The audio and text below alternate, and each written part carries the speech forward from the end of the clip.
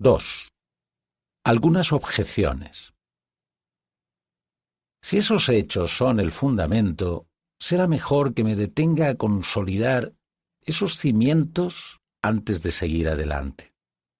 Algunas de las cartas que ha recibido demuestran que mucha gente encuentra difícil de comprender qué es exactamente esa ley de la naturaleza, o ley moral, o regla del comportamiento decente. Por ejemplo, algunas personas me han escrito diciendo: ¿no es lo que usted llama la ley moral sencillamente nuestro instinto gregario y no se ha desarrollado del mismo modo que los demás instintos? Bien, yo no niego que podamos tener un instinto gregario, pero eso no es lo que yo entiendo por ley moral.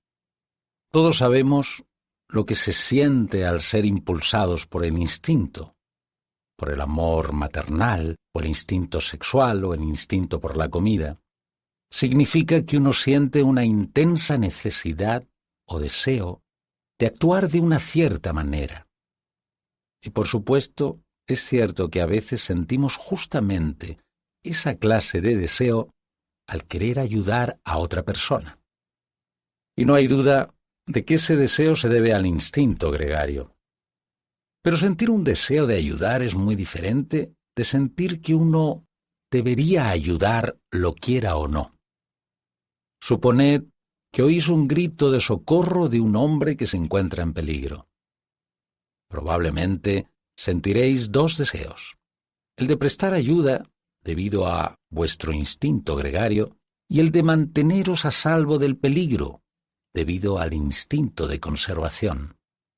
Pero sentiréis en vuestro interior, además de estos dos impulsos, una tercera cosa que os dice que deberíais seguir el impulso de prestar ayuda y reprimir el impulso de huir. Bien, esta cosa que juzga entre dos instintos, que decide cuál de ellos debe ser alentado, no puede ser ninguno de esos instintos. Sería lo mismo decir que la partitura de música que os indica, en un momento dado, tocar una nota de piano y no otra, es ella misma una de las notas del teclado. La ley moral nos indica qué canción tenemos que tocar. Nuestros instintos son simplemente las teclas. Otra manera de comprender que la ley moral no es sencillamente uno de nuestros instintos es la siguiente. Si dos instintos están en conflicto, y no hay nada en la mente de la criatura excepto esos dos instintos, es evidente que ganará el más fuerte de los dos.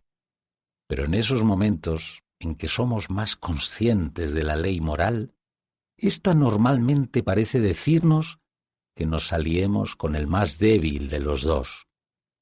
Probablemente querréis estar a salvo mucho más de lo que queréis ayudar al hombre que se está ahogando, pero la ley moral os dice que lo ayudéis a pesar de esto.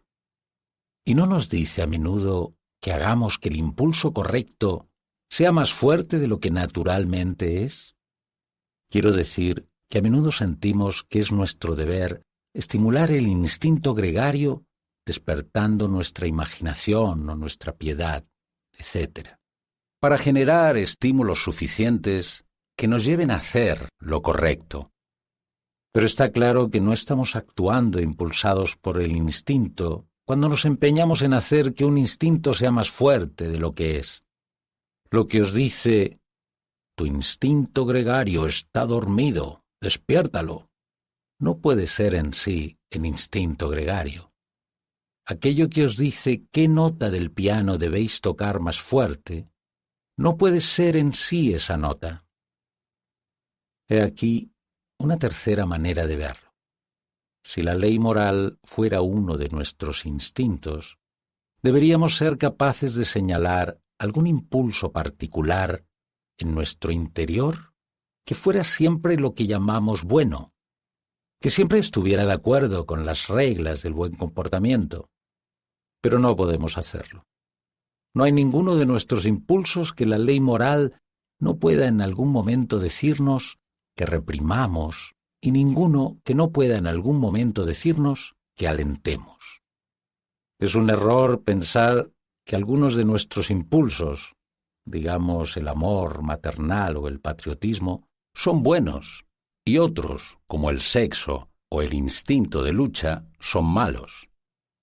Lo que queremos decir es que las ocasiones en que el instinto de lucha o el deseo sexual necesitan ser reprimidos son bastante más frecuentes que aquellas en las que es necesario restringir el amor maternal o el patriotismo.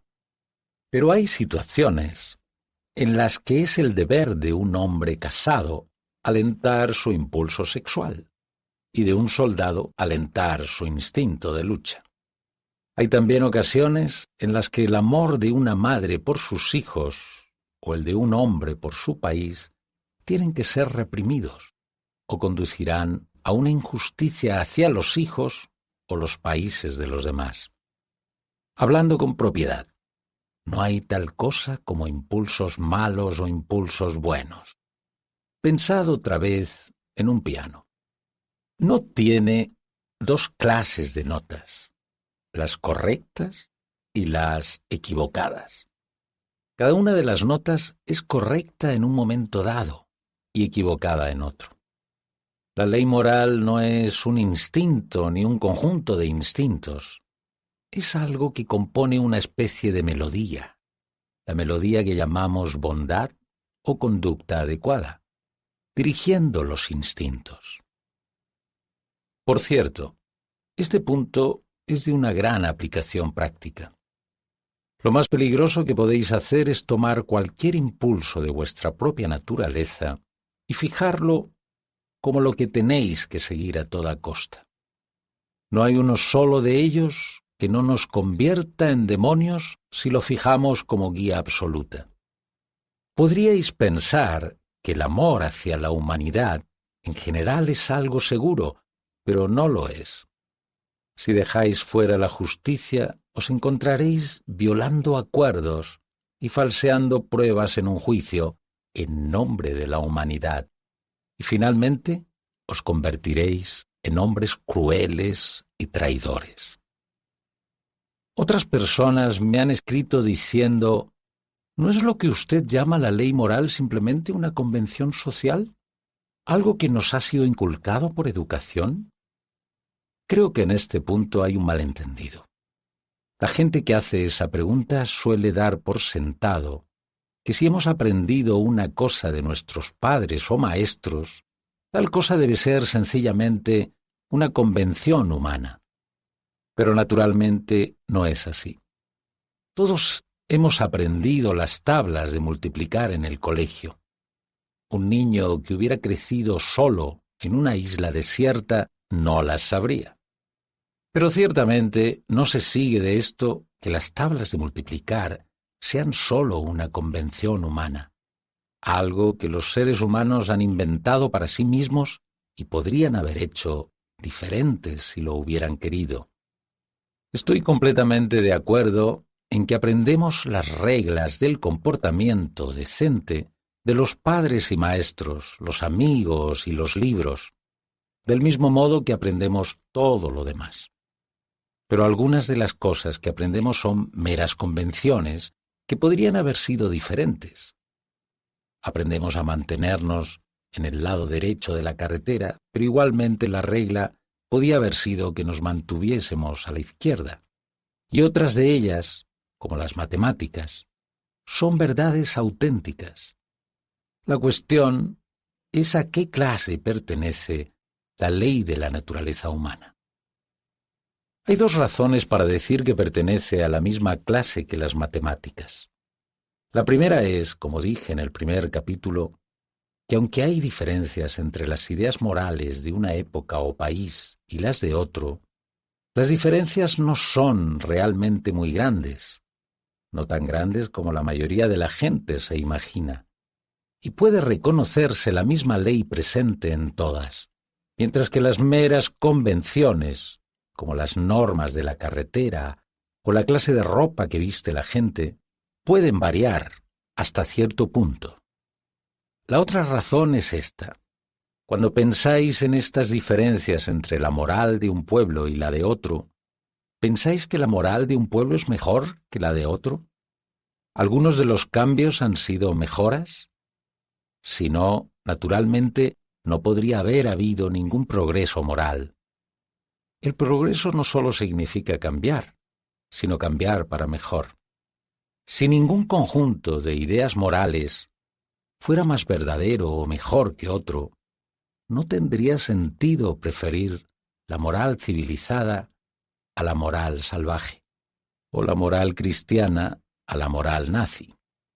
De hecho, por supuesto, todos creemos que algunas morales son mejores que otras. Creemos que algunas de las personas que intentaron cambiar las ideas morales de su época eran lo que llamamos reformadores o pioneros, personas que comprendían la moralidad mejor que sus vecinos. Pues bien, en el momento en que decís que un conjunto de ideas morales puede ser mejor que otro, estáis de hecho midiendo a ambos por una norma. Estáis diciendo que uno de ellos se ajusta más a esa norma que el otro. Pero la norma que mide dos cosas es diferente de esas dos cosas. Estáis, de hecho, comparando a ambos con una moral auténtica, admitiendo que existe algo como el auténtico bien, independientemente de lo que piense la gente, y que las ideas de algunas personas se acercan más a ese auténtico bien que otras. O pongámoslo de esta manera: si vuestras ideas morales pueden ser más verdaderas y las de los nazis menos verdaderas, debe de haber algo, alguna moral auténtica, que haga que las primeras sean verdad. La razón por la que vuestra idea de Nueva York puede ser más verdadera o menos verdadera que la mía es que Nueva York es un lugar auténtico, que existe aparte de lo que cualquiera de nosotros pueda pensar. Si cuando cualquiera de nosotros dijera Nueva York, simplemente quisiera decir la ciudad que estoy imaginando en mi cabeza, ¿cómo podría uno de nosotros tener ideas más verdaderas que el otro? No habría cuestión de verdad o falsedad en absoluto. Del mismo modo, si la regla del comportamiento decente significara simplemente lo que a cada uno le dé por aprobar, no tendría sentido decir que un país habría estado más acertado en su aprobación que cualquier otro. No tendría sentido decir que el mundo podría volverse progresivamente mejor o progresivamente peor. Llego, por tanto, a la conclusión de que, aunque las diferencias entre las ideas de la gente acerca del comportamiento correcto a menudo nos hacen sospechar que no hay una auténtica ley de comportamiento en absoluto, lo que podemos pensar acerca de estas diferencias realmente prueban lo contrario. Pero una palabra antes de terminar. He conocido a gente que exagera las diferencias porque no ha hecho una distinción entre diferencias de creencia y hechos. Por ejemplo, un hombre me dijo: hace 300 años había gente en Inglaterra que quemaba a las brujas. ¿Es eso lo que usted llama la regla de la naturaleza humana o el comportamiento correcto? Pero no hay duda de que si no ejecutamos a las brujas es porque no creemos que las brujas existan. Si lo creyéramos, si realmente creyéramos que hay gente por ahí que se había vendido al demonio y recibido poderes sobrenaturales a cambio, y estuvieran utilizando estos poderes para matar a sus vecinos, o volverles locos o provocar el mal tiempo, no dudo de que estaríamos todos de acuerdo en que si alguien merecía la pena de muerte, eran estos traidores repugnantes. Aquí no hay diferencia de principio moral. La diferencia es simplemente un asunto de hecho.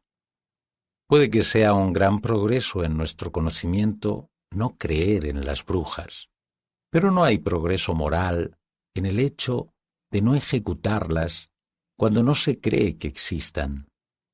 No llamaríamos a un hombre considerado con los animales por dejar de poner trampas para ratones.